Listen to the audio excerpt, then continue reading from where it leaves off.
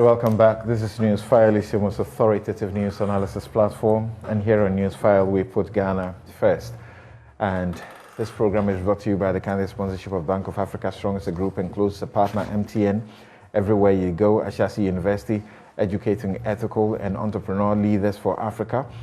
Robert & Sons Optical Services, seeing is believing. Waylead Properties, home is where one starts. DBS Industries, we truly are your root experts.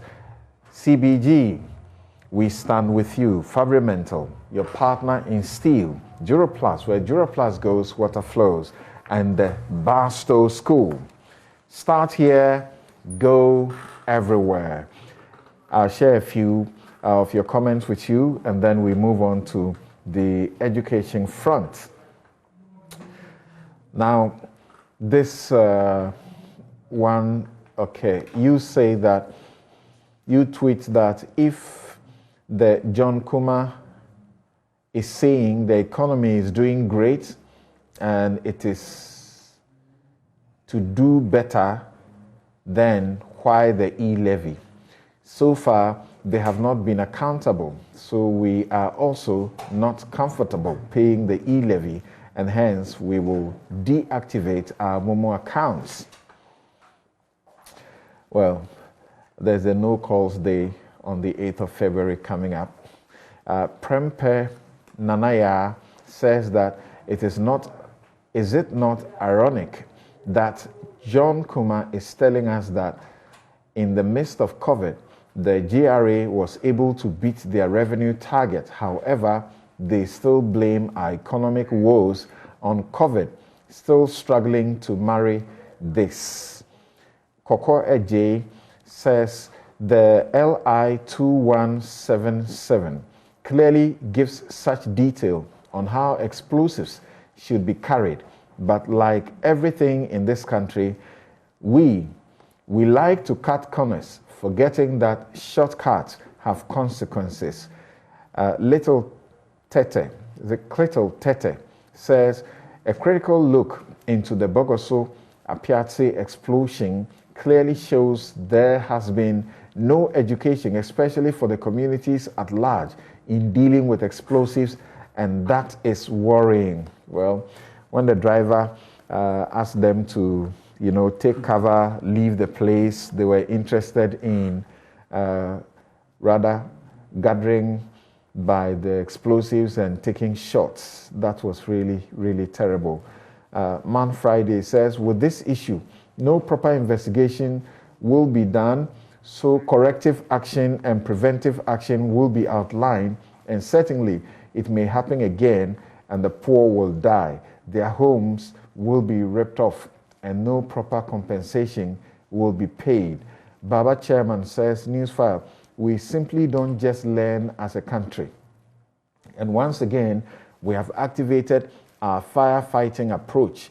The issue of people always wanting to take pictures of accident scenes and be the first to break the news must be looked at again.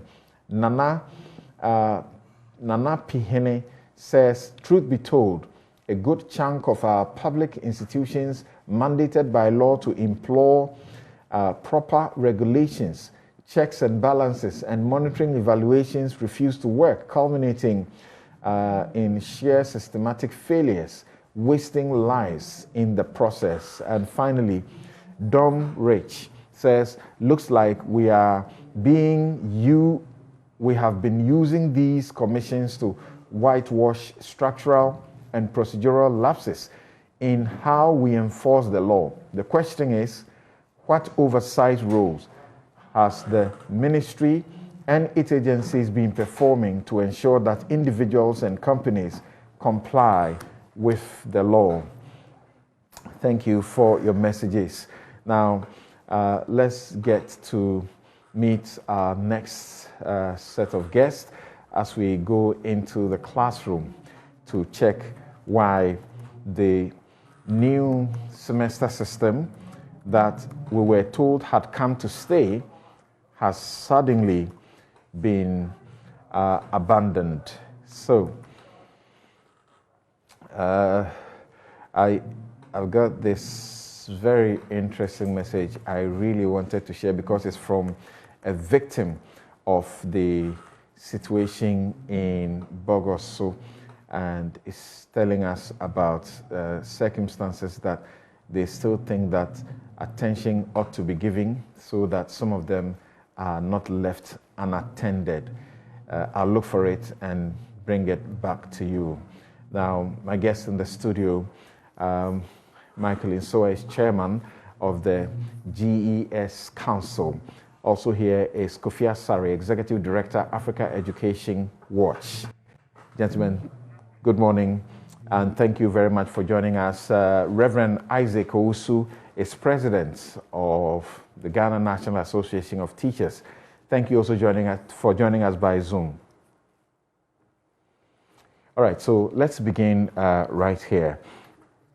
By the decision that we now know that we are reverting to the semester system, it is very clear, isn't it, Chairman of the Ghana Education Service Council, that this was not clearly thought through?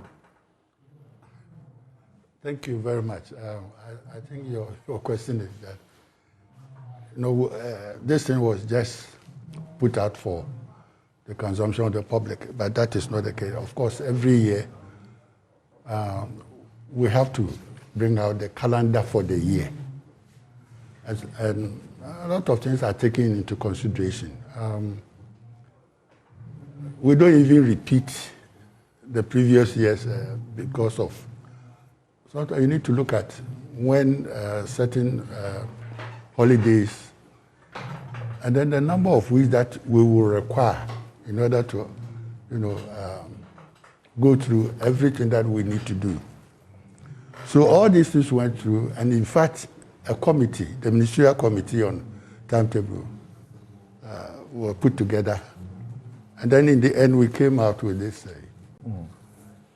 So is this committee a standing committee, or it was this time that there was a need for a ministerial committee for timetable? Every year, the units for basic schools, there's a unit for basic schools at the GES. Right. So that unit is in charge of bringing out the suggested timetable or calendar for the year, for the academic year. Obviously, it will be such an indictment to be thinking that there has to be a ministerial committee that has to bring out a calendar every year, because... No, because people heard about, going, we've already put the secondary level on this semester. Right. So people were asking questions whether it will not be feasible to put all the structures on the semester. So the ministry came in to say, okay, let us expand the team that prepares the calendar for the year. So the ministry, in its own wisdom, let's involve the parents and the public and so on. So yeah, we did that, and in the end, we came out with, there was the agreement on the semester proposal. Agreement by the committee, the committee level. The committee came up. Of course, we were looking at trimester and semester, and the committee recommended the semester. So the committee didn't think through this. So it is not something that, it has been the function of the basic unit of the, to always come out with a calendar and a timetable. Well, what do you say to the mass opposition? Clearly, there were no consultations, even though there had been arguments that there were consultations and all of that. Well, this time, I think this issue of consultation came up when we started putting the secondary level on the semester program. Now, when you hear semester in Ghana, it's the university sort of calendar that we are talking about. It's the only place we are used to semester. Yeah. But I think 2018 and 19, the ministry decided that if children would write the WASI and stay at home for some time before they can enroll on the university courses, why don't they go on semester so that when they dovetail into the university admissions period, so that they don't have to wait for some period before they can enroll. And that's how come the secondary level was put on. So when this whole issue came, and people thought that maybe because we have changed the curriculum, we are also going to, put the basic level onto the semester level. So that's how the argument started. Okay. Reverend Isaac Owusu, president of NAT, you were so opposed to this, so eventually your arguments won. Why is the semester policy so bad, such that you had to kick against it in the manner that you did?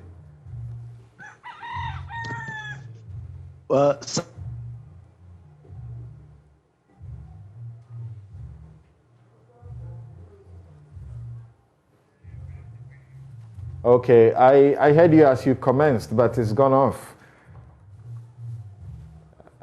We'll try and re-establish contact with him. Yes, but Kofi Asare, Executive Director, Africa Education Watch. Okay, Reverend Isaac Owusu, you are on. Let's hear you.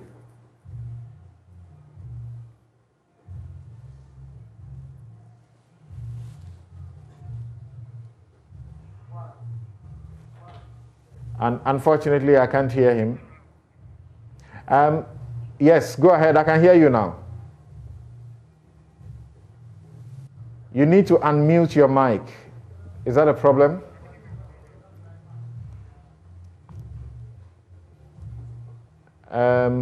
Okay. We have you on the phone. Can I hear you, sir? Yeah, I can hear you here, Samson. Yes, go ahead. Yes. Let me say a very good morning to you and your cherished viewers and listeners across the globe this morning.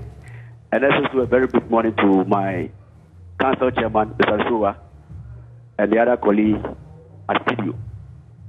And let me say that once I've come to this big platform, council permit me to acknowledge my teachers. We just had our national delegate conference 3 weeks ago, and I was elected to be the national president for the Great Association NAT.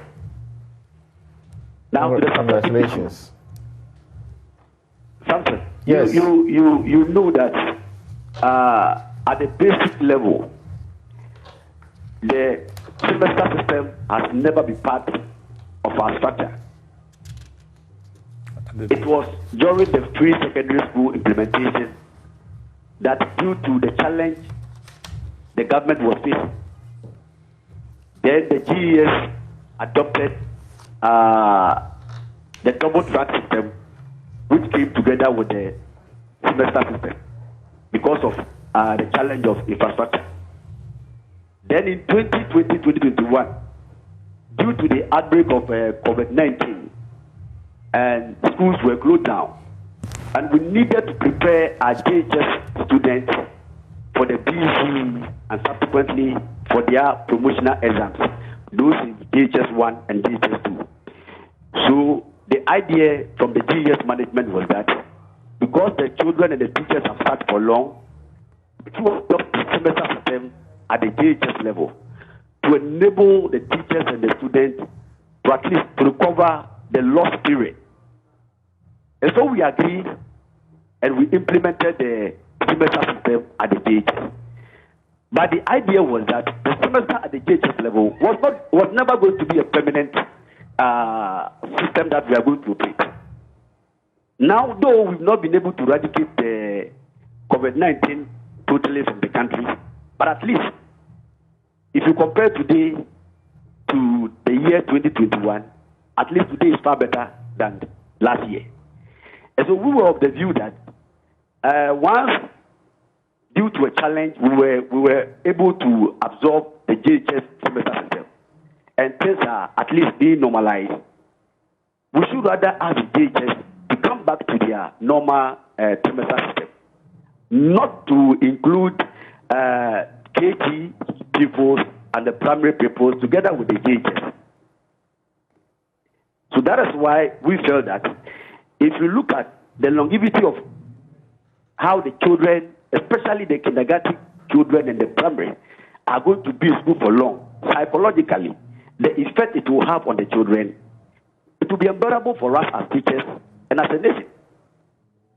So that has been our stand. And in any case, we thank the Ministry of Education and the GES management for at least listening to our call by reversing the semester back to the semester system. Hold on there. So, Kofi, the point is that they would have thought about this carefully, unlike the suggestion out there that they didn't think through it and all of this. They would have carefully examined the situation, and when it came forward, they had actually come to say this had come to stay, and everybody should brace themselves to, be part of it rather than opposing it. What do you think happened? I think that what happens was what normally happens in hurriedly rushed policies. The issue we are discussing is not just a calendar issue. It's not just a timetable issue. It is a policy issue. It is an issue of a policy which is a structural policy. There are two. We normally categorize policies into two at Edgeworth. We have the structural policies, the policies that affect the structure of the educational system. And then we have the functional policies that affect the functional arrangement within the system. So if you are discussing textbook policy, teacher deployment policy, these are functional policies. But structural issues are normally foundational. Policies relating to the duration of, let's say, basic education, secondary education. These are structural policies, okay, that don't just change. Because this trimester system has been with us prior to independence. Okay, so it is not just your policy that you will just change, but then changing it will take something more than just having an engagement with stakeholders. So I think that what happened was the normal situation where the politicals hatch an idea, they want to implement it, and then they push it through, And I say that something, it is an opportunity for institutional introspection and learning on how policies are made in the education sector. That's how I see it. Because, you see, we are a 30-year-old democracy, but we haven't sufficiently institutionalized democratic decision-making, or we haven't democratized policy-making sufficiently enough, especially within the social sectors of our economy. So when you have a situation where a major policy of this nature is seen as a calendar, then we have a problem. When you have a situation where a major policy like this is developed, enacted, and actually announced without the buy-in, I'm not talking about information, because at the Education Ministry, anytime you hear consultation, it's likely it is information, okay? So I am talking about buy-in, consensus, significant consensus. Policies like this, there must be significant consensus, not 100%, but significant consensus with two people. One, the implementers, the teachers. They are the ones who are going to implement the policy. You are going to be in Accra here. And then two, the beneficiaries. Who are you changing the system to benefit? The children, their parents. Are they aware? No. So, and not just are they aware, are they involved? Well, they are only informed, and we call it engagement. No. So it is an opportunity for institutional introspection about the policy making, policy review processes within the education sector. And an opportunity for us to once again draw it's not a thin line, draw the huge dichotomy between information as construed to mean consultation and consensus. The statement issued by the ministry said that it had received representation from a section of the public and key educational stakeholders to reinstate the trimester system. What I want to understand is this for just this year, or this is back for good? Well, I don't think that the discussion on this semester system will even emerge again, because it has no business emerging. As I mentioned, if you are enacting new policies, you enact new policies on the basis of deficits in an existing policy, or the existence of a problem which is not sufficiently tackled by an existing policy, or if there are deficits and they are proven unsurmountable, that's why you bring in new policies. But the basis for which this semester thing was introduced was not about any flaw in the trimester tradition. So I think that, as we understood it to mean, when the semester system was brought in, it was brought in to manage the double track system. It was easier managing 6 tracks, Form 1, Form 2, Form 3, 2 tracks to 6 tracks within the semester system than doing it within the trimester system. And we all agreed that the communication was that when it ends and we revert to single track, the semester system will go. It was an ad hoc solution to an emergency. The double track itself is an emergency arising out of Free State High School. So I think that it is gone. Reverend Isaac Owusu, is that your understanding? Because the paragraph before the very final one says that after consultation on the issue, the Honorable Minister for Education has directed that the calendar for kindergarten to junior high school for the current academic year, should revert to the trimester system. Yes, Thompson, we are talking about the current academic year. And we do not know the future academic year. So once we had issue with the current academic year, which GES wanted the teachers and the children to do semester system. And the ministry has come out to tell the general public that we should revert back to our trimester system. That is what we'll be practicing all this while. Your issue is not with the policy, it's only with this academic year, implementing it this academic year? Captain, I don't think at the end of this academic year, anybody is going to bring back the semester system once again. You see, my council chairman is right there at your studio. He has been a teacher for a very long time. And of course, he was even the principal of a college of education. And one thing that we were taught at college was that we should never adopt lecture method in teaching at the basic level, especially at the lower primary and the kindergarten. So the teachers who pride their work at the basic level do not adopt lecture method. All our teaching methods are a demonstration, activity-based method. And so the teacher standing before the children or the pupils is supposed to demonstrate for the children to follow the same. And the recent curriculum the ministry together with GES brought, the standard-based curriculum, the teacher is now a facilitator. And what it means is that you, the facilitator, you only guide the children to take off from you. So we are not doing lecture method that will need a semester system to operate under the KG and the primary level, as well as the GHS level. So once it has been reversed back to the trimester system, what we are looking forward is that GES will quickly come out with another timetable to suit the trimester system we used to operate with, so that we can have peace of mind to teach our children at the end of the day. Okay, so for now, the timetable is that the first term begins the 18th of January and ends on the 14th of April. That will be 12 weeks. And then the 15th of April to the 9th of May will be for vacation. Then the second term and the third terms will also continue until sometime in December. That's the 22nd of December. Yes, something, this is the academic calendar. That's right. So what I'm referring is the daily activity. Okay. Hours of work a day. How many hours are the teachers going to spend in a day? So that is the work of team. But Mr. Nsoa, how did we come to this delay that school is starting and all of this is not in place? What's going on? No, it's because of this whole issue about whether we are going semester or we're going trimester. And the debate was such that we needed to consult a lot of people. Let me also say that, you don't just put academic calendar just by looking at what you want to do. So many things are taken into consideration, including even the welfare of the teachers. And in this particular case, after many meetings, we realized that we need to give the teaching fraternity the opportunity, especially the current teachers. The program is that every teacher should have an enhanced certificate, meaning those who did the A4 year, A3 year, and so on and so forth.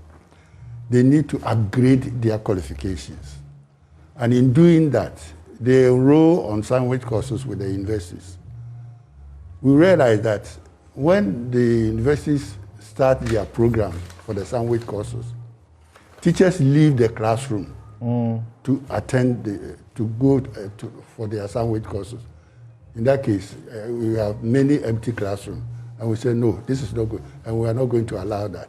So with the unions, we say, let us find a specific block of time where the teachers are free or they have vacated for the year, and therefore they can go to, then there will be no problem. But if we continue in this way, many teachers were going to suffer, because when you leave the classroom, with a new system where teachers' absences are tracked, definitely the number of days that you are absent from the classroom, you will not receive your pay. So we have agreed on all this, and that was incorporated in the timetable. Now, the semester where people were making noise that, 20 weeks is too much. You mean you agreed with the teachers? Yes. Yes, they cannot deny. Nobody can deny that. That let us prepare. Teachers, they are represented by NAT. Exactly. That's the no, it's not only NAT. Don't worry. The biggest representation all of the three unions were present. Let us have a timetable that will allow teachers who want to upgrade themselves to also enroll on distance courses. So fantastic. Nobody is going to argue. So why did they turn against it? No, but okay, let me finish. So when we made the proposal, we came out with a proposal of 20 weeks.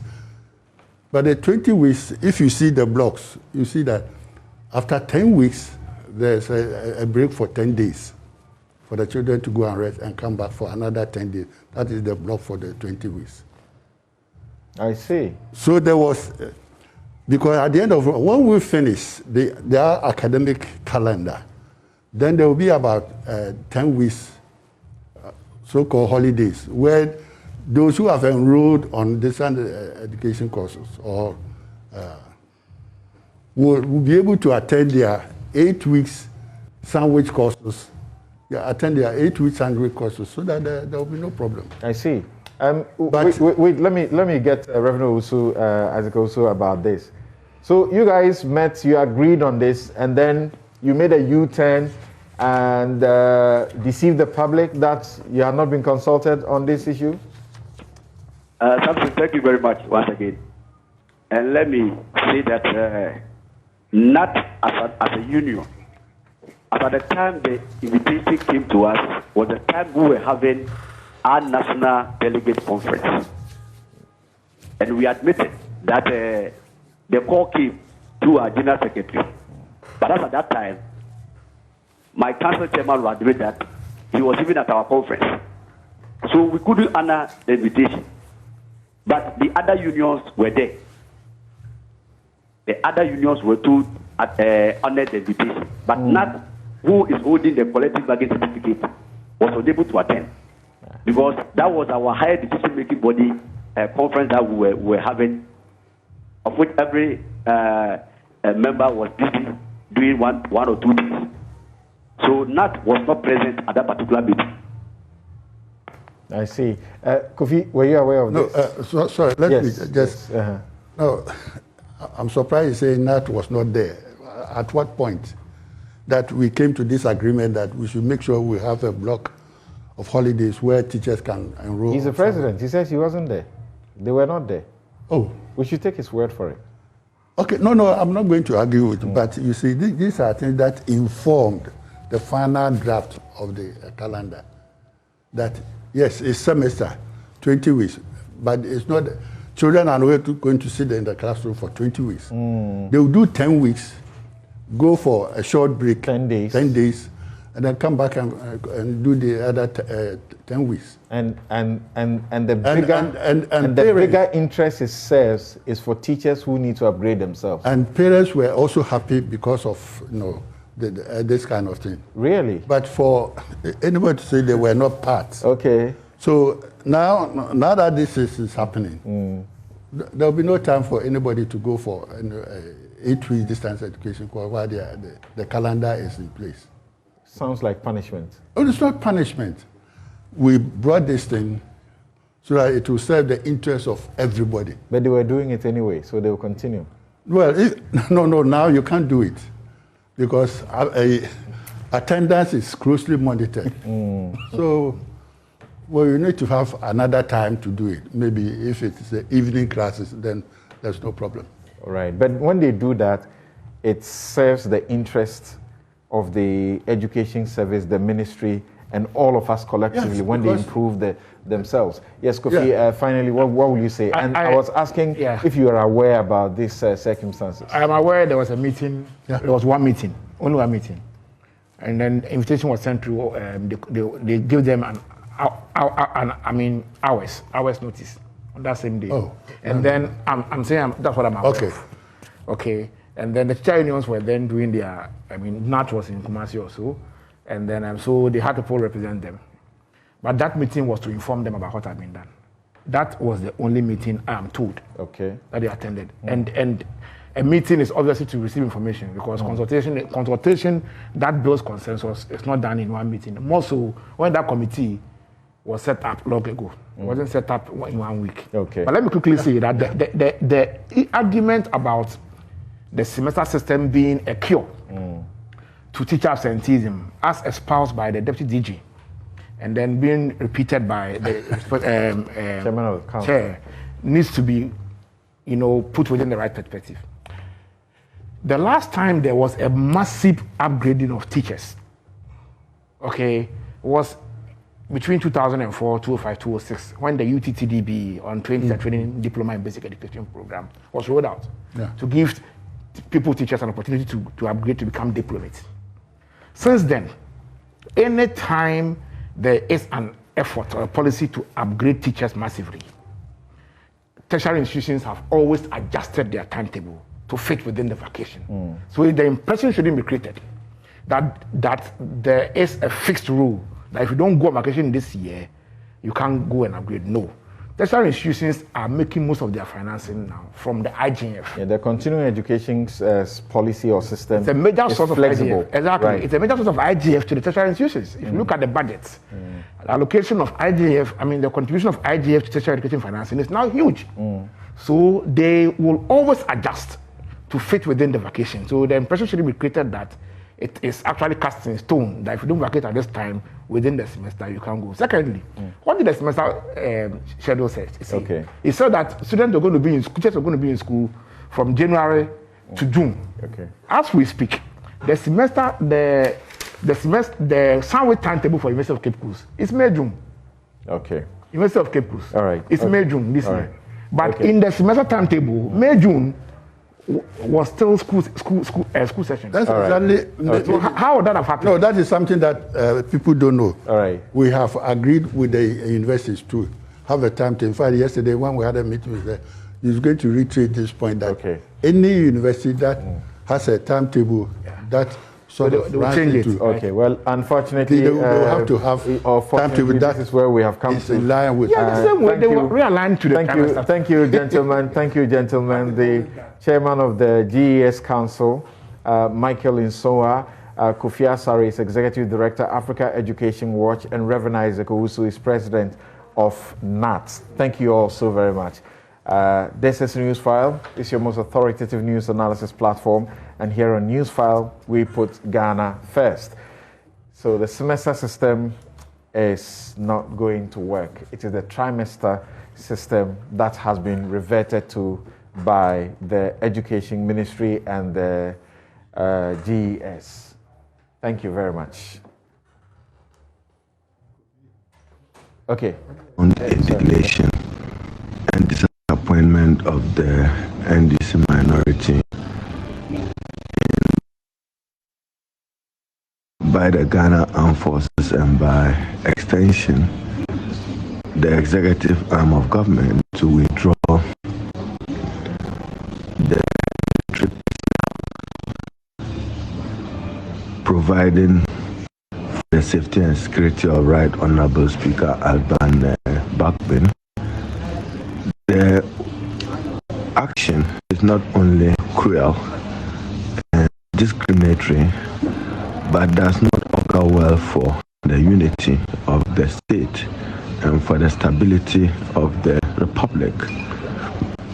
I'm utterly disappointed in the Ghanaian forces who ought to live above reproach, and utterly disappointed in the Minister for Defense and the Executive President for sanctioning such an action.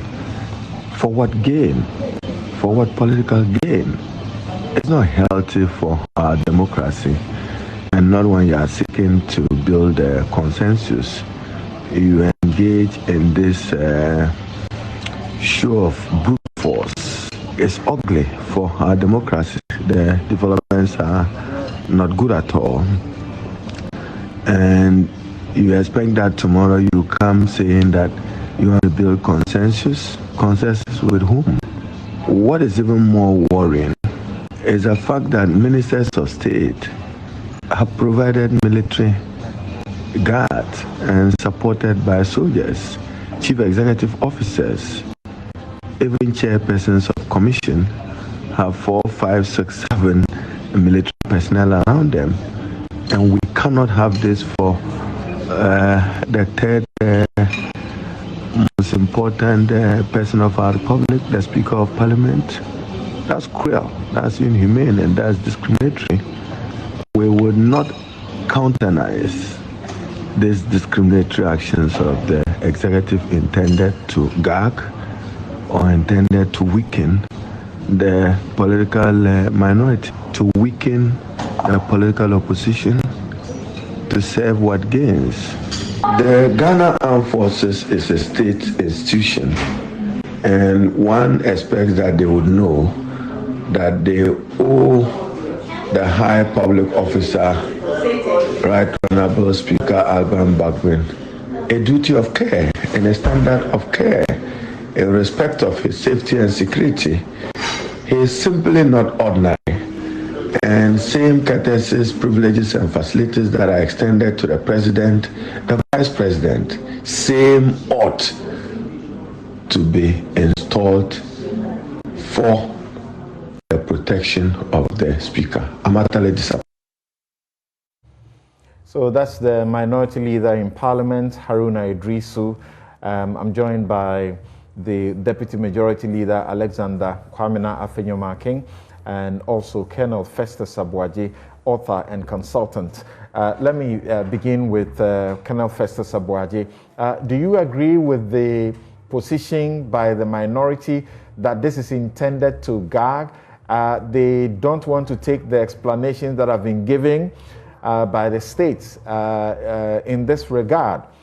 And they say they are not taking this. What can they do?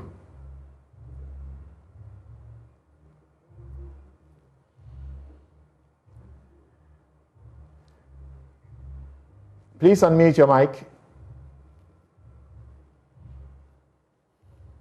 First of all, thanks for having me. Right.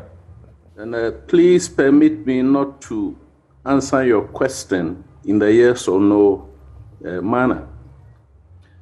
My view for all time has been that we have found it difficult, probably deliberately, as a nation, to make a clean break from our military era dispensation and our democratic era. So we have imported and carried on with certain practices that have no place in the democratic environment. And one of them is this issue that we are now confronted with. Now, from my checks, I stand to be corrected, but a former Right Honorable Deputy Speaker, Duajaho, has indicated that this is the first time that since 1992, if you like 1993, that a speaker has been accorded military protection. And I think effectively 2018 or 2020 or thereabout. There hasn't been any precedent. No speaker in the Fourth Republic has been accorded military protection. Professor Michael Quay also says same. That's the first point we need to note. But the reason why the speakers may not have been accorded military protection is that constitutionally, it is not the role of the military to become watchmen and watchwomen. Their function is to defend the state against external aggression and also to take care of internal security.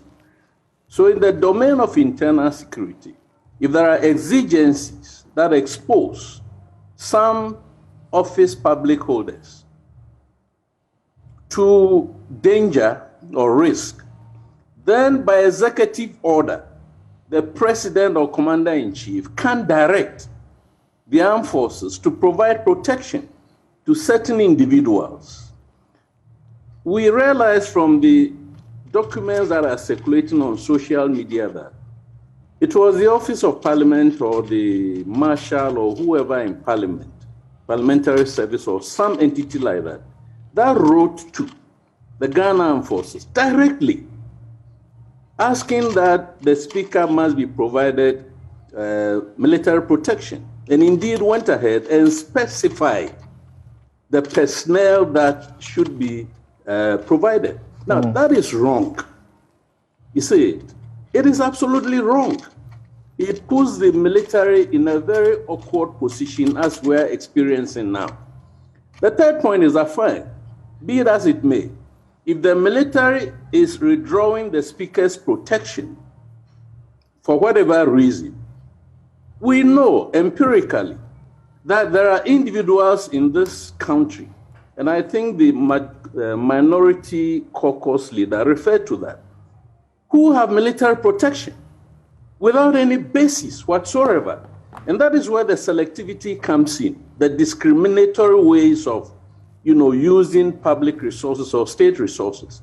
So if the military cannot provide protection to the third in the hierarchy of power in this country, there is nobody else. Yeah, but they have not said. But they have not said so. They have not said so.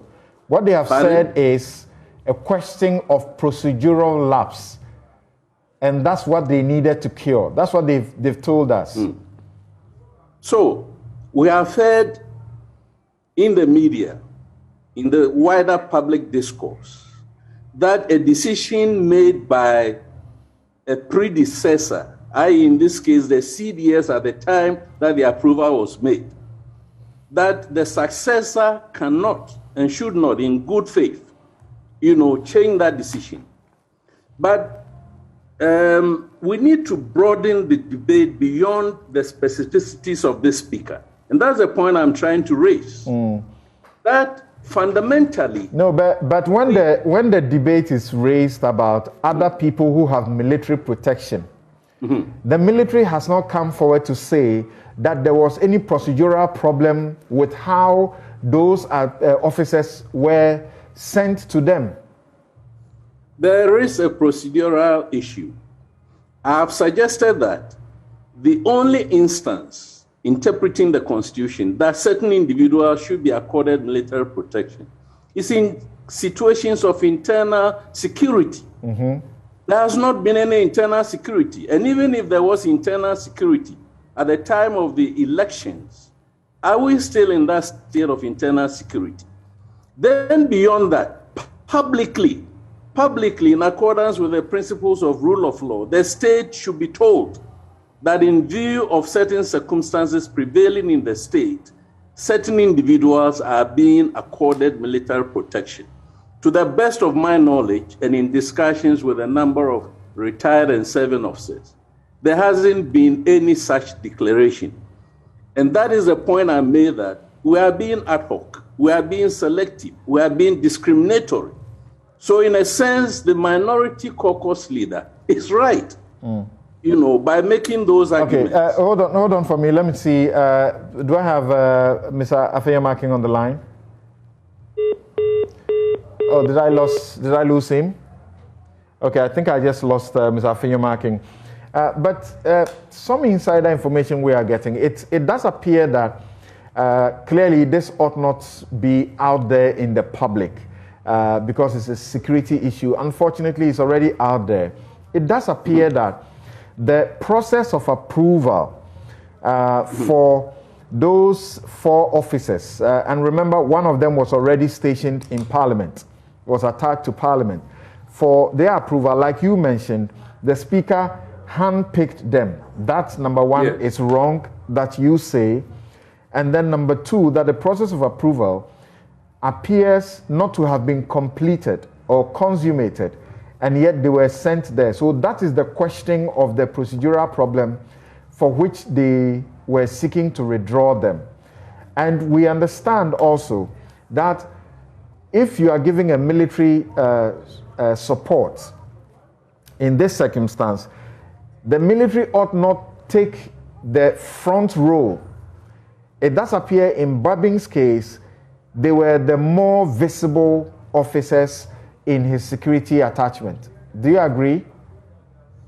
Well, let me explain that.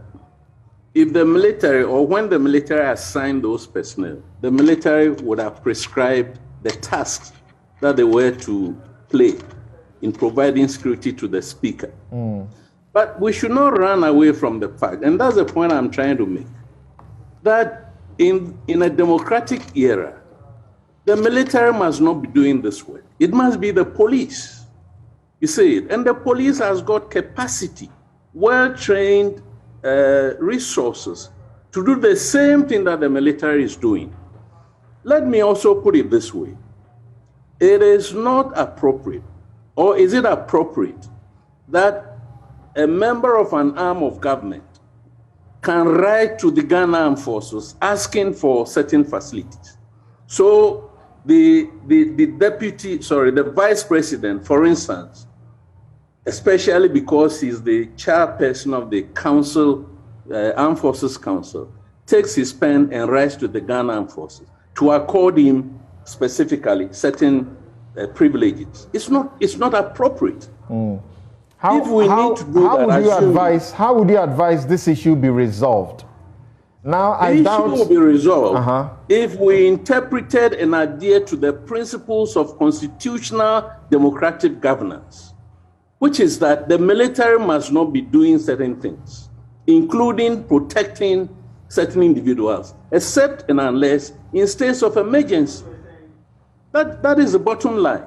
If we don't do that, and we sit in our houses and say there is a certain convention that we have borrowed from the revolutionary era that all of us condemn, and therefore use that as a convention, which we've heard in the media. People say by practice. What practice? There's nothing like that. We did it because we were ruling the country. But since 1992, I'm using the military word, we should have made a clean break from those aberrant, military practices, and then ushered in ourselves into a new democratic dispensation. But you are suggesting beyond the state of a certain state of emergency, the military, there will not be the need for military officers to be attached to an individual public officer when a certain situation demands so? That situation must be declared in the context of that situation. And I'm saying that in internal security, let's say the current conflict in Boku area, for instance, if a minister is going there, then the minister can write to the Ghana Armed Forces, sorry, not the Ghana Armed Forces, to the Ministry of Defense, asking for military protection. And indeed, he might not need to be given that specific protection, because if the military is already deployed, they could accord that protection facility. Okay. The challenge we are having, Samson, is that we are not practicing or adhering to the principles of the Constitution, although we talk about it broadly. All right. Okay. Thank you so very much. Colonel Festus Abuaje is author and consultant. He has experience in this area and was sharing his views with us on the withdrawal of the military personnel that were attached to the Speaker and expressing his views about the claims by the minority that this is intended to gag them somewhat. All right. Thank you very much for keeping your dials here on Newsfile. is brought to you by Bank of Africa, MTN, Ashesi University, Robert & Sons, Waylead Properties, DBS Industries, CBG, Fabrimental, Duraplus, and the Barstow School. I'm Samson Ladia Yenini. Hope to see you next week for another edition of the show. Good afternoon.